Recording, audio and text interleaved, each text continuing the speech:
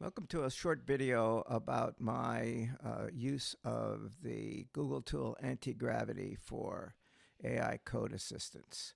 I had been using Claude. I had started out with Claude Pro for personal use, but then for my students, I did not want to have them incur an expense for Claude Code. So we switched for the class, and we've been using it now for about 6 weeks, to the Claude app, which is free to use. And you can use, some of the higher end Claude models from the app, but the app doesn't really support code production the same way that Claude Code does. And so I've been planning maybe to switch to that later for use later this semester. But then I became aware of anti-gravity, actually with some suggestion from the folks at Elektor. And I spent the last couple of days exploring anti-gravity and using it for supporting code assistance for the ESP32 by example kit. So what I'm going to do here is to show a little bit of the interaction I've had over the last couple of days with anti-gravity. This is not a tutorial on anti-gravity by any means, but based on just a few days of use, I'm convinced that I think the class is going to be served by switching from the Claude app over to Antigravity. And right now, Antigravity is free to use as long as you register with a Google Mail, google.com mail account or an account on Google. And I've had one for many years now, so that was not a problem for me to use my Gmail account for registration of anti-gravity. So let's kind of just jump in here. I have a folder on my Mac, and in that folder, in fact, let me just show that. In this folder, which is the week 3 folder, I have a JSON fax file, and I have a summary file. And then this is what I start with. I did not have any code at all in this directory until Antigravity generated that code. And it generated that code based on the contents of these 2 files. So let me switch back to Antigravity, which was what I was showing you before. And then this is the Antigravity editor view of that folder, the week 3 folder. And Antigravity is based on Visual Studio Code. It's a fork of that code base, and I've been using VSC, Visual Studio Code, for quite some number of years as well. So I'm familiar with the interface, and what you can do is look at files in your operating system. In this case, these are the 2 generated Arduino examples, and then these are the 2 starting files. So you have the ability to show those files, and in fact, JSON is nicely formatted. Text files don't show any formatting. And then as you get artifacts generated through Antigravity, you can preview those artifacts inside of the editor as well. So for example, I can look at the walkthrough, and as you ask for assistance, then Antigravity explains what it's going to do to provide that assistance for you. So the walkthrough is one of those files, and there's also some other files that are produced by Antigravity. So the thing about this version of Visual Studio Code, the Antigravity version, is that an agent manager is built in. So there's this open agent manager command up at the top, and I've already got that open. And so this is the agent manager view. So you can see that in the title stripe. And then this is the conversation I had with Antigravity from that week 3 folder. So that conversation is saved, and so I can go and review that conversation, go back in time and see what it was that happened along the way. In fact, I can then look at some of the artifacts produced along the way. So I can look at the walkthrough from the agent manager. We saw that in the editor just a minute ago, so I'm going to close that view. You can also look at the implementation, or you can look at the task which it set for itself, update the implementation plan, and then modify some code is what it did recently. And again, this is all historical notes about the conversation that I had. And in working through the prompts, let's see if I can find one of the prompts I used. So I told it to look at these two files, the ones that were entered into the folder to begin with, and then it analyzed those files, and then it summarized what it learned. And this is kind of similar to what Claude Code, even the Claude app, does. And so, my words in the text file and in the JSON file were kind of, put back to me now as what the understanding of the agent within anti-gravity learned about the EEC, learned about my intentions for getting assistance for programming the EEC. So this was my first prompt. Using the bottom red and bottom yellow and bottom green LEDs, generate an Arduino sketch that for the EEC that simulates a traffic light pattern with red for stop, yellow for caution, and green for go. This was actually an assignment for my class this semester as they were learning to use Claude. And some of them were actually learning Arduino as well for the first time. So this was kind of a kickoff to both of those. And so you see the history here. Created a sketch, created an implementation plan. And so there's the implementation plan. Although what happens now is that this is the latest implementation plan.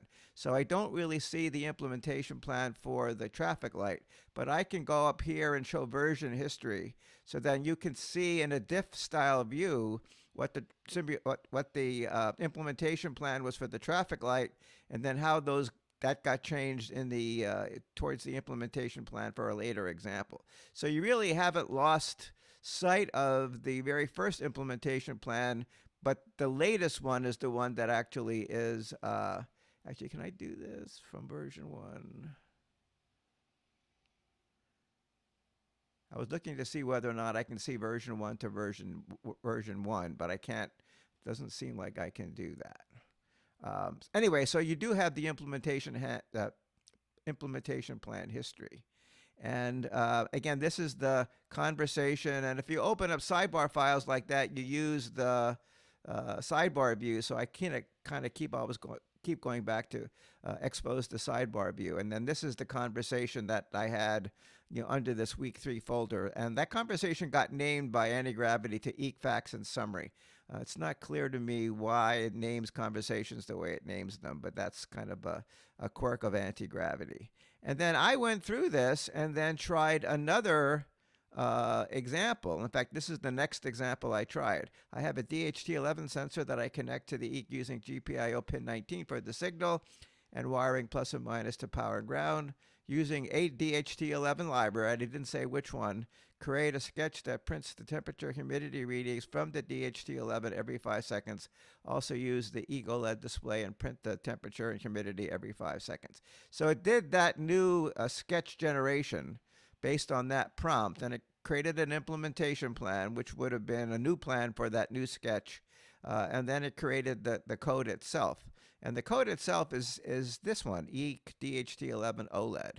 And again, that was created, and I can go back, I can go back to the editor, and then that was the one that was created here.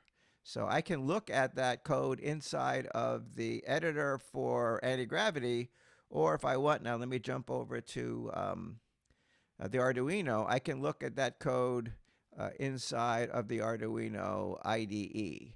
Now, there is no direct way to compile things unless you do some, there are some tricks you can do in order to embed more code generation processes into Antigravity. But for Arduino-style interactions, it makes better sense to kind of stick with the Arduino IDE itself and not try to do any code execution or code compilation from inside of Antigravity itself. So there was the second example. Let me go back to Antigravity and then go back to the agent manager in Antigravity. And then let's scroll down a little further. It did that first one, gave me some summary reports. There's a code walkthrough for that. And then it turned out when it did that code, I found a fault. I don't have a picture of the fault, but the fault was that the text display for the temperature on the OLED of the EEC was too large. It made a choice about text size that again, it made that on its own. It's an AI, it can make mistakes. And so I said that the text size for the temperature was too large for the OLED and does not leave enough room for humidity to fix it. And then, in fact, it did fix it. So the code I'm running now is actually one version earlier than the final version, and then the final version is the one that comes from this prompt. Modify the previous sketch to light the top red LED only if the humidity is above 40, and light the blue LED only if the humidity is below 20. And then again, modify the sketch, so it didn't generate a new one. It actually modified the INO file in place on my operating system folder. And then it told me what it was going to do. It gave me the implementation plan. So again, that's the implementation plan. This is the last one in this conversation. I don't do any more code generation in this conversation example. And then it tells me what it did in terms of hardware mapping, in terms of what it calls logics, humidity above and below 40 and 20%, and then the verification plan.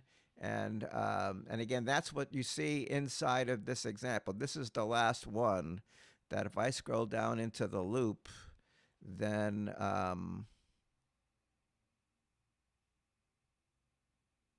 here's the test for humidity. If the humidity is above 40, then change the LEDs accordingly and give an alert to serial monitor. If humidity is below 20, then change the LEDs accordingly, give an alert to serial monitor. Otherwise, don't light the LEDs, which are the red and blue LEDs on the top row of the EEC LEDs. And again, that's the code I'm looking at inside of Antigravity.